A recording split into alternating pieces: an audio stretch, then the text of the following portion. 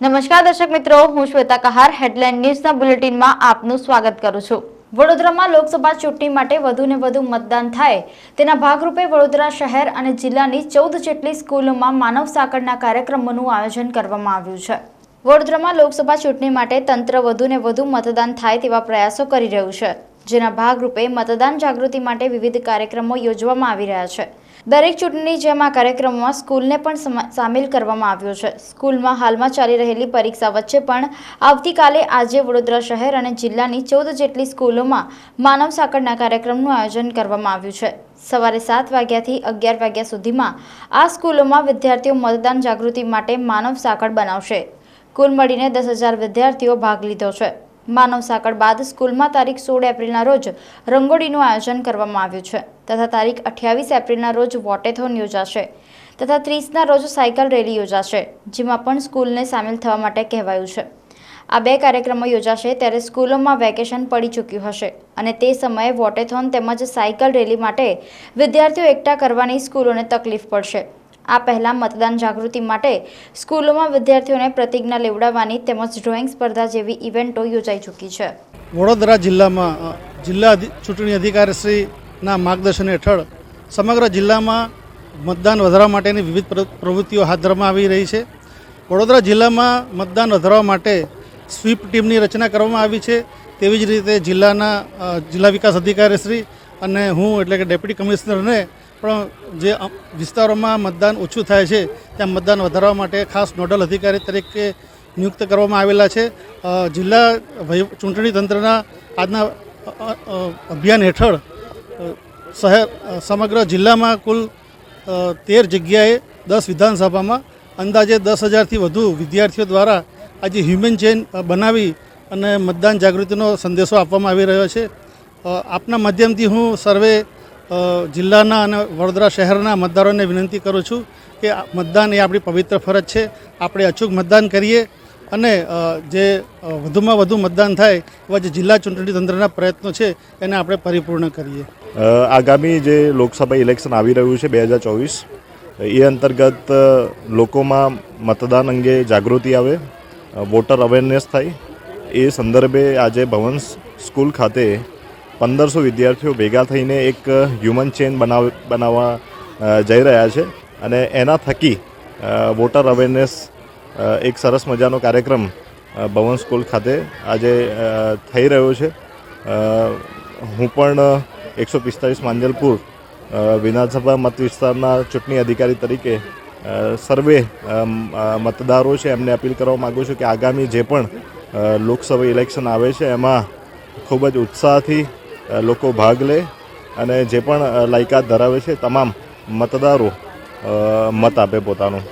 અને આવો જ કાર્યક્રમ આખા વડોદરા જિલ્લામાં અને જે આપણી 7 વિધાનસભા છે તમામ જગ્યાએ આવો અલગ અલગ હ્યુમન ચેઇન દ્વારા મતદાન જાગૃતિ થાય એવો કાર્યક્રમ આજના દિવસમાં યોજાશે। વધુ સમાચાર જોઈએ એક નાનકડા વિરામ બાદ। ટેક્સેશન અને અકાઉન્ટ ક્ષેત્રે રોજગારલક્ષી તાલીમ આપતી સંસ્થા Shah computer classes private limited accounting, income tax, GST, ટીડીએસની પ્રોફેશનલ ટ્રેનિંગ તુષાર સર દ્વારા ક્લાસની વિશેષતાઓ અને સિદ્ધિઓ, વિદ્યાર્થીઓનું પ્રતિષ્ઠિત કંપનીમાં પ્લેસમેન્ટ, રાજ્ય સરકાર દ્વારા પ્રશંસાપત્ર પ્રાપ્ત, અગ્રણીય મીડિયા માધ્યમો દ્વારા વિશેષ અહેવાલ, ગોલ્ડ બુક વર્લ્ડ રેકોર્ડમાં સ્થાન પ્રાપ્ત, અમેરિકન મેરિટ કાઉન્સિલ દ્વારા સર્ટિફિકેટ, ધર્મગુરુઓ અને જાણીતા સંસ્થા દ્વારા સન્માનિત, જીએસટી ટેક્સ અંગે તુષાર સર દ્વારા લિખિત પુસ્તક। તો આજે જ મુલાકાત લો અને ભવિષ્ય ઉજ્જવળ બનાવો। પિરામિતા રોડ, દાંડિયા બજાર, વડોદરા। Mobile number 93 762 13 505। વડોદરા શહેરના લાલબાગ બ્રિજ નીચે દબાણ શાખાના કર્મચારીઓ દ્વારા ફૂલોના વિક્રેતાઓને માર મારતા હોબાળો થયો હતો। વડોદરા શહેર લાલબાગ બ્રિજ નીચે પથારા લાગતા વિક્રેતાઓ અને પાલિકાની દબાણ શાખાની ટીમ વચ્ચે ઘર્ષણ થયું હતું। પથારા લગાવનારે આક્ષેપો લગાવ્યા હતા કે થોડાક દિવસો પહેલા વડોદરા મહાનગરપાલિકા દ્વારા ₹1,000ની પાવતી ફાળવવામાં આવી હતી અને આજે પાલિકા દબાણ શાખાની ટીમ દ્વારા હટાવતા વિક્રેતાઓ અને શાખાના કર્મચારીઓ સાથે ઘર્ષણ સર્જાયું હતું। વડોદરા મહાનગરપાલિકાની દબાણ શાખાની ટીમ દ્વારા લાલબાગ બ્રિજ નીચે પથારા છેલ્લા ઘણા સમયથી લગાવવામાં આવે છે, ત્યારે પાલિકાની દબાણ શાખાની ટીમ દ્વારા દબાણ હટાવવા જતા પથારા લગાવનાર અને દબાણ શાખાની ટીમ સાથે ઘર્ષણ સર્જાયું હતું। મહત્વનું એ છે કે કોર્પોરેશન દ્વારા નક્કી કરેલા અથવા ભાડું નિયમિતપણે કરવામાં આવતું હોય છે, પરંતુ ક્યાંક ને ક્યાંક રાજકારણીઓના દબાવને લઈ આ પથારા હટાવવામાં આવે છે, જેને લઈને પથારા ધારકો દ્વારા પોતાની વેદના આજરોજ મીડિયા સમક્ષ રજૂ કરી હતી। રેખાબેન અમે તો લાલબાગ પથારા કપડાનો ધંધો છે અમારો, અમારે આ મેટર નથી, અમારો કપડાનો ધંધો જ। અમે પાવતી ભરીએ છતાં અમને લગાવવા નહીં હાલતા, એના કારણે અમારું છે, બીજું કશું નહીં। અમારા આ લોકોથી અમે અલગ છે, એ અમે લગાવી દે છે તો અમારો માલ ઉચકી જવાની એ ધમકી આલે છે અમને, તો અમને બીક લાગે છે। દોરડા બાંધીને લગાવે એમને કોર્પોરેશન અમે ગયા ને ત્યાં તો તમે પાવતી ભરો ને બેસો, અમે પાવતી ભરીએ છીએ કાયદેસર, તો બાંધવાની ના પડે, અમે બાંધતા બી નથી, તો અમને હા ઉપરથી ઓર્ડર છે કે નરેન્દ્ર મોદી ના પાડે છે કે લાલબાગમાં પથારા ગરીબને હેરાન કરજો, એમ કે છે નરેન્દ્ર મોદી। અમે લાલબાગ વાળા છે, અમે 4 ટોપ વેચી છે, અમે લાલબાગ કપડા વાળા છે, અમે 4 મહિનાથી હેરાન થાય છે, 4 મહિનાથી અમે બાલ બચ્ચાને શું ખવડાવી એનો અમને જવાબ દેવો પડે ને કોર્પોરેશન વાળાને। આવે એટલે તારીખ એમ કે લઈ લો માલ, લગા ભરીને લઈ જાશું, આમ કરશું, શું કરીએ અમે નાના નાના છોકરા ભરી પાવતી ભરી છે 1000 ની, હજુ આ 8 તારીખે ભરીને આવ્યા છે। દબાણ વાળા માલ લઈ જાય છે ને બેસવાનું ના પાડે છે, તો અમે જાવી છે। અમારું કહેવાનું એવું છે કે નરેન્દ્ર મોદી તો ના નહીં પાડતો, ઉપરથી બધાને હેરાન કરે છે। ગરીબ અમે જાવી કે અમે નોન ઉપાડેલી છે નરેન્દ્ર મોદી ને ધંધો કરવા હાટું, ક્યાં જાવી અમે પથારામાં લડી। હા અમે પૂનમબેન છે, કપડા વેચી છે સાહેબ। હા બહુ સમય છે વેચી છે, 20-25 વર્ષ થઈ ગયા। શું કીધું મેં, કપડા વાળા છીએ અમે, બીજાની છે વેચવા નથી દેતા સાહેબ, તોડી નાખે છે। હા આજ આયા હતા, ના પાડી છે કે ના પાડી જ્યાં એવું થયું।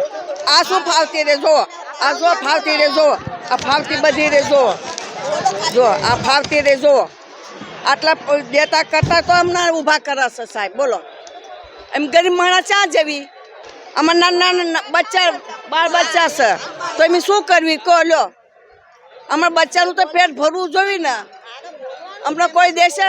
આપણે લાલબાગના પથારા કપડાના પથારા લગાડીએ છીએ અમે, અને અમને આજે 4 મહિનાથી હેરાન કરે છે દિવાળી આ આપણે કોર્પોરેશનવાળા આજે, અને અમે દિવાલ રેલવેનો કોર્ટ છે એની બાજુમાં લગાવીને બેસીએ છીએ, એ છતાં બી અમને હેરાન કરે। અમારું કોઈ દબાણ શાખામાં નથી, આગળ ઝાડ છે, વડ છે અને પાછળ કોર્ટ છે, એની પાછળ લગાવીને બેસીએ છીએ, રોડ પર બી લગાવતા નથી, અને 1000-1000ની પાવતી ફાડીએ છીએ। જો આ પાવતી રહી, દર મહિને 1000-1000ની પાવતી ફડાવીએ છીએ, અને લગાડવાનું કહે ને પાછી પાવતી ફડાવે ને પછી પાછા એ લોકો એને હેરાન કરે છે, ભરી જાય છે, અને આવી રીતે હેરાન કરે છે। અમારી માંગ એ જ છે કે અમને બેસવા દો, અને જે કાયદેસર અમે પાવતી ભરીએ છીએ એ ભરીશું, અને અમે કોઈ કચરો નથી પાડતા, સવારે બેસીએ અને સાંજે ખુલ્લું કરી દઈએ છીએ, ચોખ્ખી જગ્યા રાખી દઈએ છીએ, કોઈ અમે બાંધકામ નથી કર્યું, કશું કર્યું નથી, કોઈ લારી ગલ્લા પથારા નથી, એ છતાં 1000-1000ની પાવતી ભરીએ છીએ। જ્યાં દબાણ છે એ ત્યાં દબાણ છે ત્યાં હટાવતા નથી, જ્યાં દબાણ નથી ત્યાં એ લોકો હટાવવા માંગે છે। અમે બધા અધિકારીઓને મળ્યા, બધા હા બોલે જાઓ 5 દાડા રાખજો, 10 દિવસ જુઓ, પછી એવું કરીને અમને લડાઈ રાખે, 4 મહિનાથી હેરાન કરી નાખ્યા છે। હા રાજકારણ સાથે દબાણ હોય એના હિસાબે જ આ ચાલે છે બધું।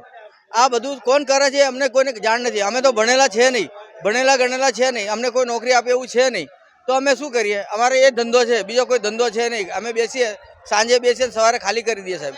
તો અમે નર્મ વિનંતી છીએ કોર્પોરેશન વાળાને કહીએ છીએ કે સાહેબ અમને રળી ખાવા દો, અમારે જીવન ચાલતું હોય, અમારા બાળ બચ્ચાનું ચલાવી ખાવા દો, અમને હેરાન ના કરશો, આટલું કહેવા માંગીએ છીએ। બસ આટલી અમારી માંગ છે, બીજું કશું માંગ નથી। વધુ સમાચાર જોઈએ એક નાનકડા વિરામ બાદ। શું તમે ન્યૂઝ મીડિયા ક્ષેત્રમાં તમારી કારકિર્દી બનાવવા માંગો છો?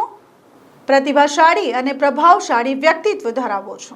ગુજરાતી ભાષા ઉપર પ્રભુત્વ જરૂરી? એન્કરિંગ, ન્યૂઝ રિપોર્ટિંગ કરી પોતાની પ્રતિભાને નિખારો, તેમજ creative video editor part time full time જોઈએ છે? મધ્ય ગુજરાતમાં સૌથી મોટી ડિજિટલ ચેનલ સાથે જોડાવાની સુનહેરી તક।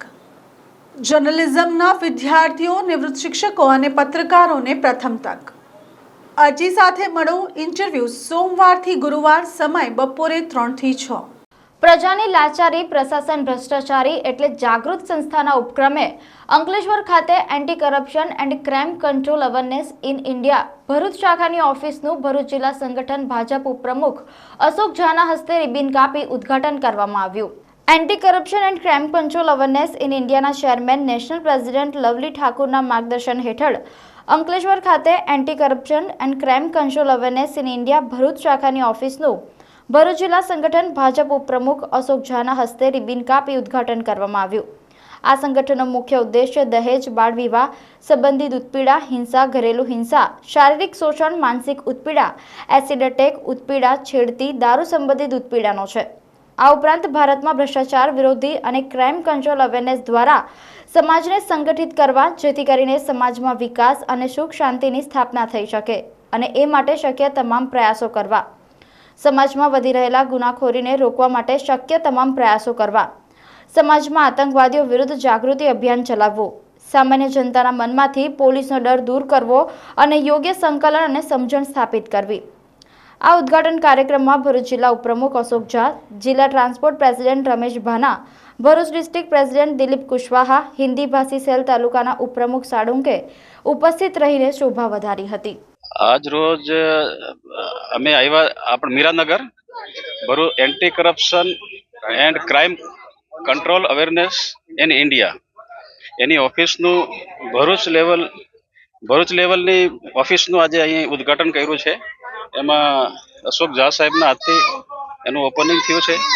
અને આ ઓફિસ અને આ સંગઠન એનજીઓનું જે ઉદ્દેશ્ય જે છે કે સમાજની અંદર જે ગરીબ તબક્કાના લોકો સાથે જે અન્યાય થાય છે, કરપ્શન, ભ્રષ્ટાચાર અને ઘણા લોકો સાથે જે અમુક ગેરકાયદેસર જે પ્રવૃત્તિઓ થતી હોય છે એ પ્રવૃત્તિઓને અટકાવવા માટે પોલીસ પ્રશાસનનો સહયોગ લઈને દેશ માટે અને સમાજ માટે આ એનજીઓ કામ કરશે અને વગર કોઈ બી મતલબ કે પોતાના સ્વાર્થ વગર આનું જે રહેશે એમ છે. ये एंटी करप्शन एंड कंट्रोल का आज यहाँ पे ऑफिस का उद्घाटन हुआ है, जिसमें जिला के प्रमुख तरीके कुशवाहा जी, दिलीप कुशवाहा जी यहाँ पे नियुक्त हुए हैं और हमारे मित्र रमेश भाई, हिंदी भाषी सेल के तालुका के प्रमुख सालुंके जी और हमारे मित्र लोग यहाँ पे आए हैं. इन लोगों का ऑफिस खोलने का बहुत बढ़िया उद्देश्य है, जो हमको मालूम पड़ा है. अगर उस उद्देश्य से ये लोग काम करें तो लोगों का जरूर भला होगा, ये मुझे विश्वास है. अभी इन लोगों को तो क्या है, करप्शन है, किसी गरीब को कोई अगर आर्थिक रीत से सताता है तो ये सब इन लोगों का मुद्दा है इस एनजीओ के अंदर में. अगर किसी का भला हो, मैं भी सजेशन दिया हूँ, अगर किसी का भला होता है तो कीजिए. देखिए, हमारा नेशनल लेवल पे एनजीओ है, नीति आयोग भारत सरकार से है, anti corruption crime control awareness India है. इसका ऑफिस आज उद्घाटन हमारा हुआ है. इसमें जो काम है हमारा, उसमें भ्रष्टाचार के खिलाफ है और नशा मुक्त पे अभियान चल रहा है. जो मान लीजिए कोई व्यक्ति नशा करता है, उसका कोई व्यक्ति परिवार में 4 आदमी है, कोई नशा कर रहा है, तो उसको समझाना बुझाना, सही रास्ते पे लाना हमारा कर्तव्य है. और इसमें मान लीजिए किसी वर्कर का पेमेंट कोई नहीं दे रहा, उस पर हम लोग काम करेंगे. मान लीजिए कोई छेड़खानी हो, बलात्कार हो, उस पर सारी टीम हमारी काम करेगी एंटी करप्शन का. अभी देखिए, इस कार्य में जो भी किसी भी प्रकार का समस्या हो सब सोल्व करेंगे हम. નમસ્કાર, આપ જોઈ રહ્યા છો હેડલાઇન ન્યૂઝ. હું છું શીતલ ગોહિલ. વાત કરીએ વડોદરાના શ્રવણ સેવા ફાઉન્ડેશનની. જી હા, જે પણ વડોદરામાં રહેતા હશે તેઓ શ્રવણ સેવા ફાઉન્ડેશનથી તો સારી રીતે વાકેફ જ હશે. ભૂખ્યાઓને ભોજન ખવડાવવું શ્રવણ સેવા ફાઉન્ડેશનનું પરમ ધર્મ છે. તે જલારામ બાપાને ખૂબ માને છે અને તેઓના જ કદમ પર તે ચાલે છે અને તે હંમેશા ભૂખ્યાઓને ભોજન કરાવતા હોય છે. તે સવાર સાંજ 100થી 150 માણસનું ભોજન બનાવે છે અને દરેક લોકોને ભોજન ખવડાવે છે. હવે ઉનાળાની કાળ ગરમી આવી છે અને આ કાળઝાળ ગરમીમાં તેઓએ મૂંગા પ્રાણીઓને પણ સેવા કરવા માટેનું વિચારી લીધું છે. એટલા માટે જ તેઓ જંગલ વિસ્તારમાં જાય છે, ત્યાં ક્યારાઓ મૂકે છે, તેમાં પાણી ભરે છે એટલે વનરાજ આવીને ત્યાં પાણી પી શકે. તેની સાથે સાથે તેઓ નદી કિનારા ઉપર જાય છે, ત્યાં મમરાની થેલી ખાલી કરે છે અને માછલીઓને પણ ખવડાવે છે. તેની સાથે હવે એક અનોખી સેવા તેઓએ શરૂ કરી છે અને આ સેવાઓમાં તેને પાંજરાપોળની જે ગાયો છે તેની સેવા કરવાનું નક્કી કર્યું છે. શ્રવણ સેવા ફાઉન્ડેશનના નીરવ ઠક્કર કહે છે કે મૂંગા પ્રાણીઓની સેવા કરવું એ પણ પરમ ધર્મ જ કહેવાય. જેમ ભૂખ્યાઓને ભોજન ખવડાવીએ છીએ, કારણ કે મનુષ્ય જે છે તે બોલી શકે છે કે તેઓને ભૂખ લાગી છે, પણ મૂંગા પ્રાણીઓ બોલી શકતા નથી. એટલે મૂંગા પ્રાણીઓને ભોજન ખવડાવવું તે પણ મારો ધર્મ છે. અને હવે મનુષ્યની સાથે સાથે મૂંગા પ્રાણીઓની પણ સેવા કરવાનું તેઓએ શરૂ કર્યું છે.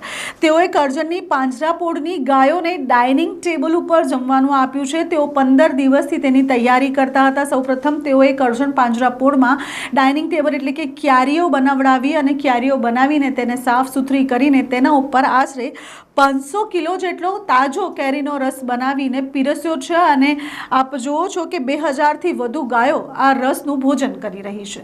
તેઓએ કહ્યું કે જે રીતે સેક્રીનવાળા કલરનો ઉપયોગ કરીને કેરીનો રસ આજકાલ બનાવવામાં આવે છે અને તે હેલ્થ માટે પણ ખૂબ હાનિકારક હોય છે, પણ ગાયો માટે જ્યારે રસ બનાવ્યો છે તે રસ એકદમ શુદ્ધ કેરીનો બનાવવામાં આવ્યો છે અને તેઓની નિગરાનીમાં બનાવવામાં આવ્યો છે.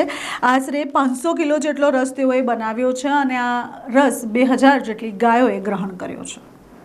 વધુ સમાચાર જોઈએ એક નાનકડા વિરામ બાદ. ટેક્સેશન અને અકાઉન્ટ ક્ષેત્રે રોજગારલક્ષી તાલીમ આપતી સંસ્થા Shah computer classes private limited accounting, income tax, GST, TDS ની પ્રોફેશનલ ટ્રેનિંગ તુષાર સર દ્વારા. ક્લાસની વિશેષતાઓ અને સિદ્ધિઓ, વિદ્યાર્થીઓનું પ્રતિષ્ઠિત કંપનીમાં પ્લેસમેન્ટ, રાજ્ય સરકાર દ્વારા પ્રશંસાપત્ર પ્રાપ્ત, અગ્રણીય મીડિયા માધ્યમો દ્વારા વિશેષ અહેવાલ, ગોલ્ડ બુક વર્લ્ડ રેકોર્ડમાં સ્થાન પ્રાપ્ત, અમેરિકન મેરિટ કાઉન્સિલ દ્વારા સર્ટિફિકેટ, ધર્મગુરુઓ અને જાણીતા સંસ્થા દ્વારા સન્માનિત, GST ટેક્સ અંગે તુષાર સર દ્વારા લિખિત પુસ્તક.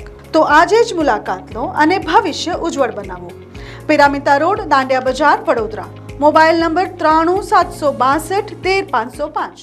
નમસ્કાર, આપ જોઈ રહ્યા છો હેડલાઇન ન્યૂઝ. હું છું શીતલ. ભારત અને માલદીવ્સના સંબંધ આપને સૌને ખબર જ છે કે છેલ્લા 3 મહિનાથી સારા નથી, પણ હવે માલદીવ્સ જે છે તે ઘૂંટણ પર આવી ગયું છે અને તેને કહ્યું છે કે ભારત વગર માલદીવ્સ કાંઈ નથી.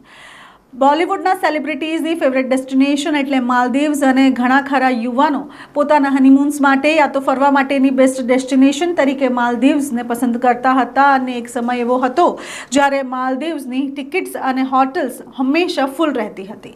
પણ હવે વાત એવી છે કે જ્યારથી માલદીવ અને ભારત વચ્ચે તકરાર ચાલી છે ત્યારથી માલદીવનું ટુરિઝમ સાવ હેરફાઈ ગયું છે. હવે એવું થઈ ગયું છે કે માલદીવ તરફ કોઈ પણ ભારતીય પ્રવાસીઓ જતા નથી અને માલદીવ્સની ઇકોનોમી પર ભારે અસર પડી છે. પણ હવે વાત એ છે કે જ્યારથી માલદીવ્સ અને ભારતના સંબંધ બગડ્યા છે તે પછી અત્યારે પણ મુઇઝુ સરકાર અને ભારત સરકાર વચ્ચે કંઈ સારા સંબંધ નથી, પણ તે છતાંય MATATO એટલે કે Maldives association of tours and travels એસોસિએશને ગુરુવારે ભારતીય હાઈ કમિશન મુન્નુ મહાવર સાથે એક મુલાકાત કરી હતી અને તેઓએ એક યોજના બનાવી હતી. તેઓએ જે પણ થઈ રહ્યું છે તેના બદલ માફી પણ માંગી હતી અને તેઓએ કહ્યું હતું કે માલદીવ તરફ હવે ભારતીય પ્રવાસીઓ આવશે તો માલદીવનું કંઈક સારું થશે. ભારત સરકાર તેના પર અત્યારે વિચાર કરી રહી છે. જણાવી દઈએ કે ભારત અને માલદીવના સંબંધ જ્યારથી બગડ્યા ત્યારથી આ સંબંધ બગડવાની શરૂઆત ત્યારે થઈ હતી જ્યારે માલદીવ્સના રાજકારણમાંથી નરેન્દ્ર મોદી ઉપર ટિપ્પણીઓ કરવામાં આવી હતી. આ ટિપ્પણીઓના લીધે નરેન્દ્ર મોદી લક્ષદ્વીપ ગયા હતા અને લક્ષદ્વીપ ઉપર જઈને 3 જાન્યુઆરીએ તેઓ એક ફોટો શૂટ કરાવ્યું હતું. તેના પછી માલદીવની સરખામણી લક્ષદ્વીપ સાથે થવા લાગી હતી. લોકો જે છે તે માલદીવની જગ્યાએ લક્ષદ્વીપને પસંદ કરી રહ્યા હતા અને 70 થી 80% લોકો જે છે તે માલદીવ્સની ટિકિટ કેન્સલ કરાવીને લક્ષદ્વીપ તરફ વળ્યા હતા.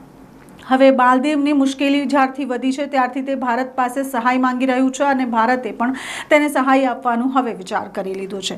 માલદીવ ઈચ્છે છે કે પ્રવાસીઓને આકર્ષવા માટે તે રોડ શોનું આયોજન કરે અને તે રોડ શો જે છે તે ભારતની સડકો પર યોજાય. ભારત તેના વિશે વિચાર કરી રહ્યું છે. સાથે સાથે માલદીવ્સે એવું કહ્યું છે કે ઇન્ફ્લુએન્સર્સને ભારી માત્રામાં માલદીવ તરફ મોકલવામાં આવે જેથી કરીને ઇન્સ્ટાગ્રામ, યુટ્યુબના ઇન્ફ્લુએન્સર્સનું જોઈને ભારતીય પ્રવાસી ફરી એકવાર માલદીવ તરફનું રૂખ કરે.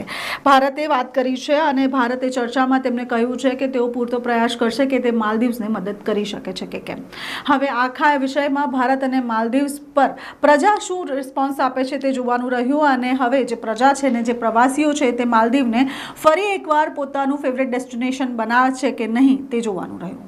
નમસ્કાર, હેડલાઇન ન્યૂઝમાં આપનું હાર્દિક સ્વાગત છે. હું છું શીતલ ગોહિલ. લોકસભાની ચૂંટણી 2024ને હવે ગણતરીના દિવસો બાકી રહ્યા છે અને દરેક લોકો પ્રચારમાં વ્યસ્ત છે.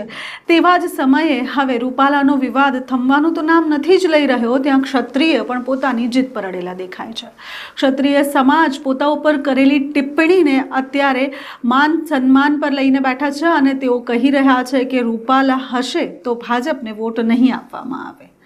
આ પહેલાં પણ આપણે જોયું કે કઈ રીતે રાજ શેખાવતની એરપોર્ટ પર અટકાયત કરવામાં આવી અને તેવી જ રીતે ક્ષત્રિય સમાજના ઘણા લોકો રેલીઓ કાઢીને રૂપાલાને અત્યારે ટિકિટ રદ કરવાની માંગ કરી રહ્યા છે. તેવા જ સમયમાં ગઈકાલની જ વાત છે, મોદી પરિવાર સભા બોટાદમાં યોજાઈ હતી. બોટાદમાં યોજાયેલી આ સભામાં બોટાદ તાલુકાના ભાજપના મહામંત્રીએ ચાલુ સભામાં રાજીનામું આપી દીધું છે.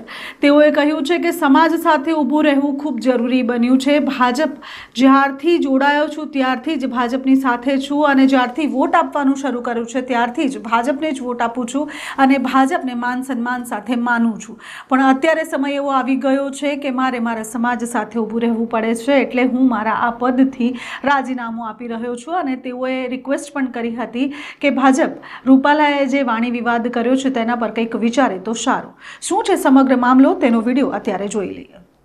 રૂપાલા સાહેબ દ્વારા જે અપમાન કરવામાં આવ્યું છે એનાથી અમે બધા ક્ષત્રિય સમાજ નારાજ છીએ. અને 20 વર્ષથી હું ભાજપનું કામ કરું છું. આમ તો પહેલો મત મારો નહોતો, 17 વર્ષ થયા હતા મારા, વોટનો અધિકાર નહોતો, તેદુનો હું ભાજપનો કાર્યકર્તા છું. અને આજે મારે મારા સમાજ હારે રહેવાની ફરજ પડી છે.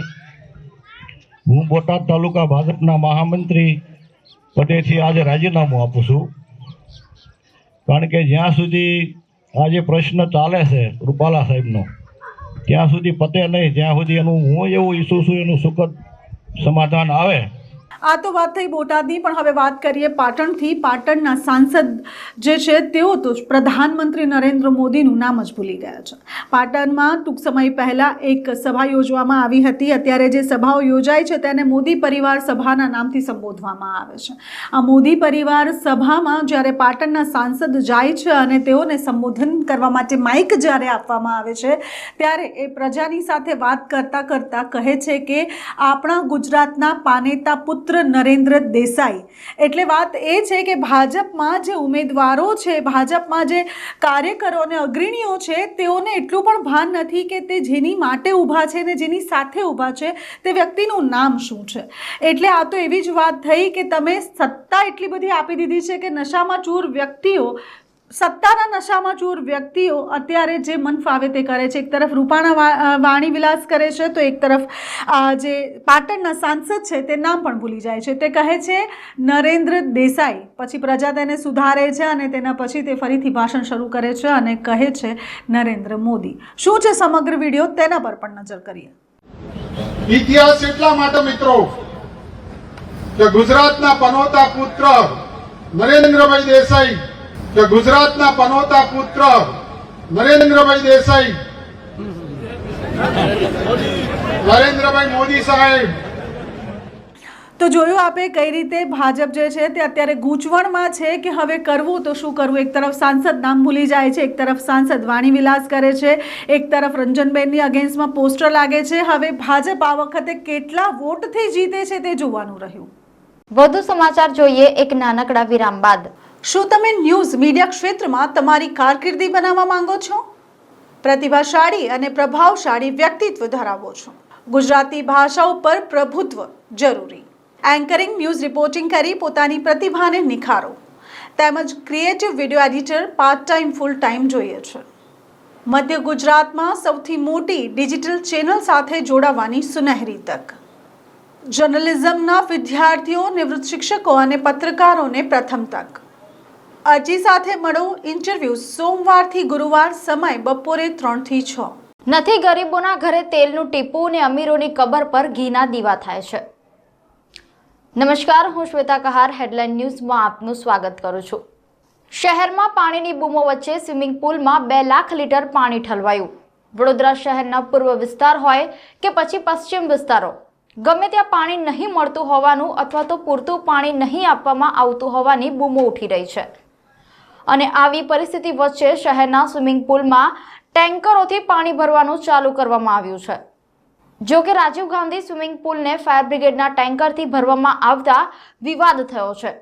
એક તરફ શહેરના પૂર્વ વિસ્તારમાં પાણીનો કકળાટ ફેલાયો છે અને લોકો ઓછા પ્રેશરથી પાણી મળતું હોવાની ફરિયાદો કરી રહ્યા છે, ત્યારે આજ બપોર સુધીમાં 125 ટેન્કરો પાણીના ઠાલવી દીધા છે।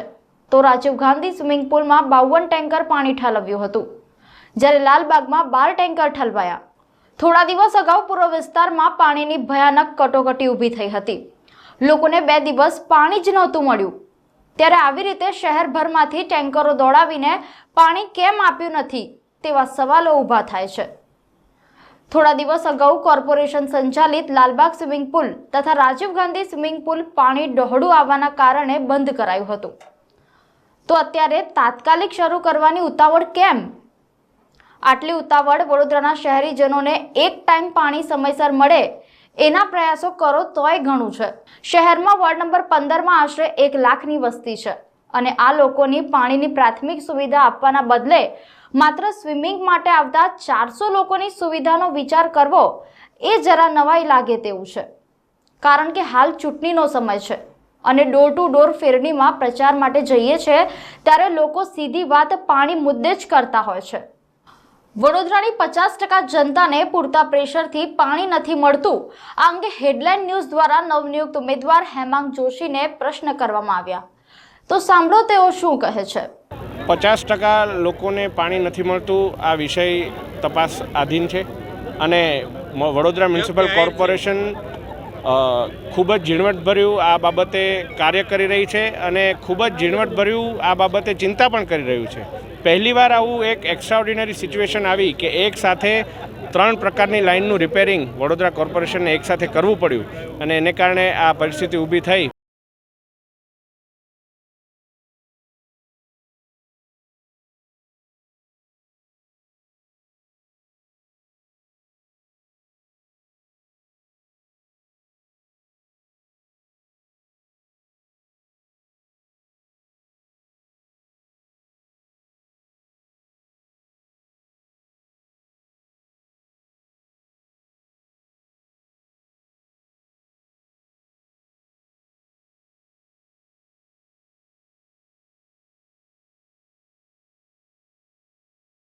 નમસ્કાર, હું છું શીતલ, આપ જોઈ રહ્યા છો હેડલાઇન ન્યૂઝ। ભારતમાં નદીને માતા તરીકે ઓળખવામાં આવે છે। નદીઓ સાથે શ્રદ્ધાળુઓની એક આસ્થા જોડાયેલી હોય છે। ઘણીવાર નદીઓમાં નહાવાથી ઘણા બધા રોગ સારા થતા હોય છે તેવું પણ માન્યતામાં આવે છે। તેની સાથે સાથે નદીની પરિક્રમા પણ લોકો કરતા હોય છે। ઘણીવાર નદી એ જવાની બાધા પણ લોકો રાખતા હોય છે અને નદીના પાણી પોતાના ઘરે લાવીને તેને ઘરમાં છંટકાવ કરતા હોય છે અને કહેતા હોય છે કે પવિત્ર પાણી હોય છે નદીનું। નદીઓની જ્યારે વાત આવે છે ત્યારે વાત એ પણ આવે છે કે અત્યારે જે નદીઓ છે ભારતમાં તે કેટલી ચોખ્ખી રહી છે। નદીઓમાં કેમિકલવાળું પાણી ઠાલવવું એ આમ વાત થઈ ગઈ છે। દરેક વખતે કોઈ પણ નદી આપણે જઈએ ત્યારે નદીની આસપાસ લાગેલા ગંદકીના થર જોઈને એવું થાય કે જેને આપણે લોકમાતા તરીકે ઓળખીએ છીએ તે નદી આટલી ગંદી શા માટે? આજે એ જ વિષય પર વાત કરવી છે, ચાલો ચર્ચા કરીએ। વણાક બોરી થર્મલ પાવર સ્ટેશનમાંથી જે ગંદુ ઓઇલ અને પાણી નીકળે છે અને જે કચરો નીકળે છે તેને મહીસાગર નદીમાં ઠાલવવામાં આવે છે। મહીસાગર નદીની આસપાસ આવેલા કમસે કમ 12 થી 15 ગામ આ નદીનું પાણી પીતા હોય છે। તેની સાથે સાથે હજારો શ્રદ્ધાળુ જે હોય છે તે આ નદીમાં નહાતા હોય છે અને માન્યતા એવી રાખતા હોય છે કે નદીમાં નાહીને પોતાની બાધાને પૂરી કરવી। તેની સાથે સાથે વાત કરીએ તો આ નદીનો આ પાણીનો જે ઉપયોગ છે તે ખેડૂતો સિંચાઈ માટે પણ કરતા હોય છે। મહીસાગર નદીની આસપાસમાં આવેલા જેટલા પણ ખેતરો છે, જેટલા પણ ગામડા છે તે બધામાં મહીસાગર નદીનું પાણી જતું હોય છે। પણ શું તમને ખબર છે કે મહીસાગર નદીનું પાણી કેટલું ચોખ્ખું છે? વણાકબોરીના થર્મલ પાવર સ્ટેશનમાંથી કેમિકલ જે છે ને તે ઠલવાય છે મહીસાગર નદીમાં અને નદી સાવ ગંદી થઈ ગઈ છે। નદીની આસપાસ આપણે કિનારાઓની પાસે જોઈએ તો કિનારાની પાસે જાડા કેમિકલના કાળા થર લાગેલા છે। કોઈ પણ નહાવા પડે ત્યારે દુર્ગંધ આવે છે। શ્રદ્ધાળુઓ તેમાં નહાય અને કેમિકલવાળું ગંદુ પાણી જો તેઓના શરીરને લાગે તો રોગચાળો ફેલવાની પણ શક્યતા હોય છે. આ જ પાણી સિંચાઈમાં વપરાય છે, એટલે ખેડૂત જ્યારે આ પાણી પોતાના પાકમાં નાખે ત્યારે જે પાક ઉગી નીકળે છે તે પણ ખરાબ ઉગી નીકળે તેવી પણ શક્યતા વધે છે. અને આ પાણીને લોકો પીવા માટે પણ વાપરતા હોય છે. એટલે જ્યારે આવું ગંદુ કેમિકલયુક્ત પાણી ગામડાઓવાળા વગર ફિલ્ટર કરે જ્યારે પીતા હોય છે ત્યારે તેઓને પણ શારીરિક નુકસાન થઈ શકે છે. આ બધી વસ્તુ ત્યાંના રહીશોને, ત્યાંના નાગરિકોને ને ત્યાંના પ્રશાસનને સારી રીતે ખબર છે. તેઓએ વારંવાર રજૂઆત કરી, પણ તે છતાંય કોઈ પણ પ્રકારની કાર્યવાહી કરવામાં આવી નહોતી. છેલ્લા ઘણા વખતથી તેઓ આ ગંદા પાણીની સમસ્યાને લઈને કાર્યવાહી માટે અવાજ ઉઠાવતા જ રહ્યા હતા, પણ કોઈ કાર્યવાહી થતી નહોતી. હેડલાઇન ન્યૂઝે પણ એક મુહિમ ચલાવી હતી કે મહીસાગર નદીને ચોખ્ખી કરો. આ નદી ઉપર કોઈનું ધ્યાન ગયું નહીં અને આ નદી ઉપર કોઈ પણ પ્રકારની કાર્યવાહી થઈ નથી. આ તો વાત એ છે કે વણાક બોરી થર્મલ પાવર સ્ટેશનનું ગંદુ પાણી ગયું છે અને ત્યાં કોઈ કાર્યવાહી નથી થઈ. શું વણાક બોરી પાવર સ્ટેશન ન હોય ને કોઈ પ્રાઇવેટ કંપની હોત તો શું આ પ્રશાસન આ ગંદુ પાણી નદીમાં ઠાલવવા દેત? શું ત્યારે કોઈ પણ પ્રકારની કાર્યવાહી ન થાત? ત્યારે થાત, કારણ કે તે પ્રાઇવેટ કંપની છે. પણ વણાક બોરી પાવર સ્ટેશનનું જ્યારે ગંદકીવાળું કેમિકલવાળું પાણી નખાઈ રહ્યું છે ત્યારે કોઈ પણ પ્રકારની કાર્યવાહી થઈ નથી. હવે વાત કરીએ ગઈકાલની જ, તો ગઈકાલે અને આજે 2 નાવડીને ઉતારવામાં આવી છે મહીસાગર નદીમાં. આપ જે વિડીયો ચાલી રહ્યા છે પાછળ તેને જોઈ શકો છો, જે ફોટોઝ ચાલી રહ્યા છે તેને જોઈ શકો છો. આટલી મોટી નદીને સાફ કરવા માટે માત્ર ને માત્ર 2 નાવડી અને 4 માણસોને ઉતારવામાં આવ્યા છે. અને એક પ્લાસ્ટિકની ડોલ વડે આ પાણીમાં રહેલો ગંદો કચરો અને કેમિકલને કાઢવામાં આવી રહ્યું છે. શું લાગે છે આપ સૌને કે આ ડોલો વડે શું લાગે છે તમને આ ડોલો વડે કચરો શું લાગે છે તમને આ ડોલો વડે જે કચરો ઉલેચવામાં આવી રહ્યો છે આવી રીતે ડોલે તે આખી મહીસાગરને સાફ કરી શકશે?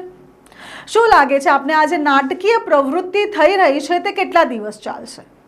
શું લાગે છે આપ સૌને કે આસપાસના ગ્રામજનોને, આસપાસના રહીશોને હવે ચોખ્ખું પાણી મળશે? અને આ જે 2 નાવડી દ્વારા શરૂઆત કરવામાં આવી રહી છે નદીને સાફ કરવાની, એટલે કે મહીસાગર નદીને સાફ કરવાની, તો આ 2 નાવડી કેટલા દિવસમાં આ પાણીને સાફ કરી શકશે? વાત તો એ છે કે નદીનું પાણી વહેતું હોય છે અને આ કેમિકલ, કચરો અને ગંદકીવાળું પાણી ઠેર જગ્યાએ ગયું હશે. એટલે એક જ કિનારા પર ને એક જ જગ્યા ઉપર નાવડી લઈને આ જે નાટકીય પ્રવૃત્તિ ચાલી રહી છે તે એક જ જગ્યાએથી કચરો સાફ કરશે. પણ આગળ જે કેમિકલવાળું પાણી લોકોના શરીરમાં, લોકોના પેટમાં અને સિંચાઈના પાકમાં ગયું છે તેનું શું? શું ક્યારેય વણાક બોરી થર્મલ પાવર સ્ટેશનમાંથી નીકળતો આ ગંદકી ભર્યો, કેમિકલ ભર્યો કચરો અને પાણી નીકળવાનું બંધ થશે? હવે પ્રશાસનને પ્રજા સવાલ પૂછી રહી છે કે આ ગંદકી ભર્યું પાણી તમે ક્યારે બંધ કરશો? આપનું શું કહેવું છે કમેન્ટ કરીને જરૂરથી બતાવશો. આ હતા આજના સમાચાર. કાલે ફરી મળીશું નવા સમાચાર સાથે. ત્યાં સુધી હેડલાઇન ન્યૂઝની સમગ્ર ટીમને રજા આપશો. નમસ્કાર.